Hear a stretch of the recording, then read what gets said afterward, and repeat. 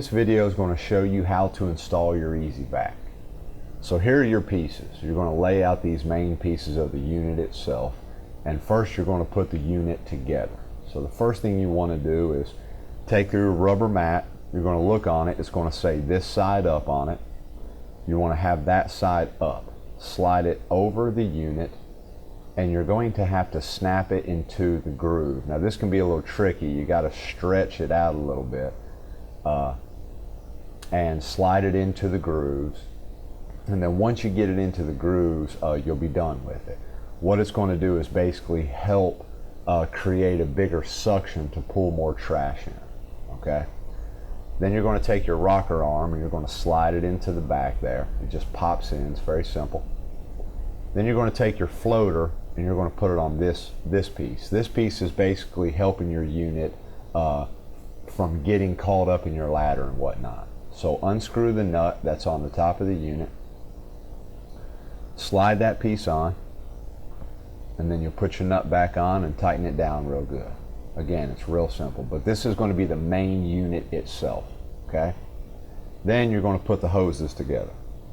The hoses can be a little tricky. You got to work with them. About the third hose away from the unit, I like to put the weights on.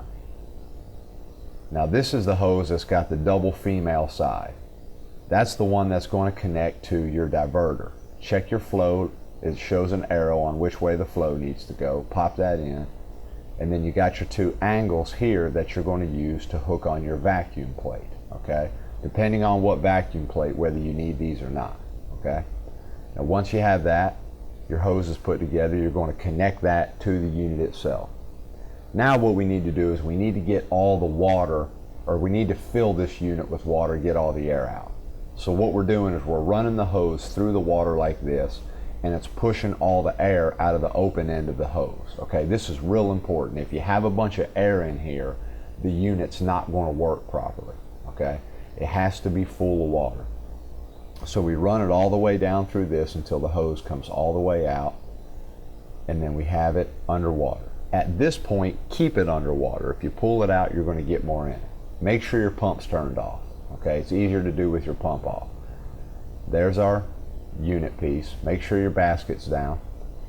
And we're going to connect that unit piece to our vacuum plate. Now you see we have a vacuum plate that the hose adapter points straight up, so we need those two pieces to make a right angle.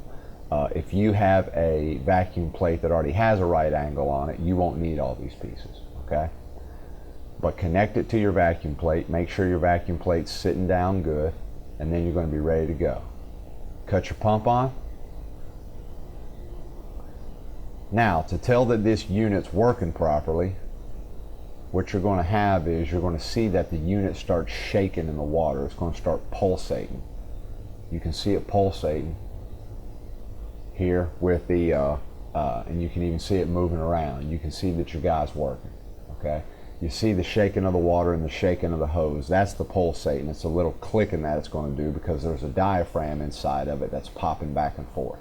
Okay, once you get this done, you're ready to go. You got this guy working. He's running around. All your vacuum pressure is coming through your skimmer, connected through the vacuum plate to the hose down to the bottom of the unit. You just let this guy run and let him clean the pool up. All right, for more maintenance videos, check us out at abovegroundpros.com.